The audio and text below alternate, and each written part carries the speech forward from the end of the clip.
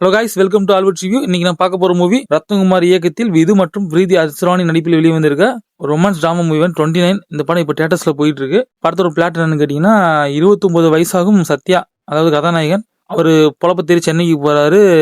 ஏதோ ஒரு வாழ்க்கையை வாழ்ந்துட்டு இருக்காரு, லட்சியமே இல்லாம வாழ்ந்துட்டு இருக்காப்புல. ஏதோ வேலைக்கு போனோமா, இஎம்ஐ கட்டணுமா அப்படிங்கிற வாழ்ந்துட்டு இருக்காப்புல. மறுபக்கம் கதாநாயகி ஒரு IAS ஆபீசர் ஆகணும் அப்படிங்கிற ஒரு லட்சியத்தோட வாழ்ற ஒரு ஆளு. இவங்க நல்லா படிச்சு ஒரு கட்டத்துக்கு மேல குரங்கு கையில பூமான மாதிரி அந்த லட்சியமே இல்லாம வாழ்ற கதாநாயகன் சந்திக்கிறாங்க. ஹலோ விஜயலட்சுமி, விஜய்னு கூப்பிட்டா ஓகே. சத்யா, நீங்க என்ன எப்படி வேணாலும் கூப்பிடுங்க.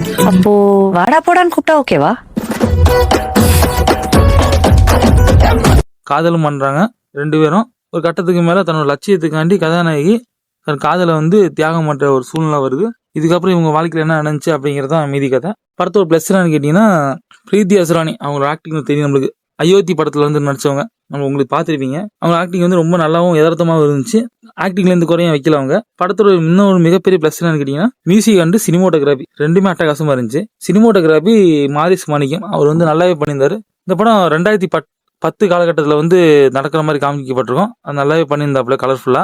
மியூசிக் ஷான் ரோல்டன், அவரை பத்தி நான் அவரோட மியூசிக் சொல்லவே தேவையில்ல, அந்த அளவுக்கு சூப்பரா பண்ணியிருக்காப்புல இந்த படத்துல. அதுல சீலேன்னு ஒரு சாங் வரும், அதெல்லாம் நல்ல ஒரு உணர்ச்சிகரமான சாங்காவே இருந்துச்சு. அது படத்தோட மைனஸ் என்னன்னு கேட்டீங்கன்னா, படத்தை ஒரு 10 சாப்டர் காமிச்சிருப்பாங்க.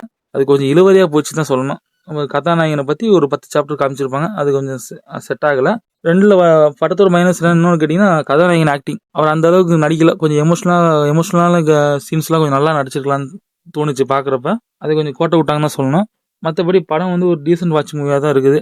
இந்த படத்தை நீங்க ஒன் டைம் பார்க்கலாம். அதாவது பிரீத்தி அஸ்ரானி அவங்க ஆக்டிங்காண்டியும் சினிமோட்டோகிராஃபி அண்ட் மியூசிக் இதுக்காண்டி நீங்க படம் பார்க்கலாம், நல்லாவே இருக்கும். படம் தியேட்டர்ஸ்ல போயிட்டு இருக்கு. ஒன் டைம் வாட்ச் பண்ணலான ஒரு ரொமான்ஸ் டிராமா மூவி. லவ் பண்ணும்போது கெமிஸ்ட்ரி நல்லா இருந்தா போதும், ஆனா அதுக்கப்புறம் மேட்ச் வேணும். இந்த வீடியோ பிடிச்சா லைக், ஷேர், கமெண்ட், சப்ஸ்கிரைப், மறக்காம பெல் ஐக்கன் கிளிக் பண்ணுங்க. அப்பதான் நான் கொடுக்குற அப்டேட் ஒன்னு கூட உங்களுக்கு சேரும். Thank you guys.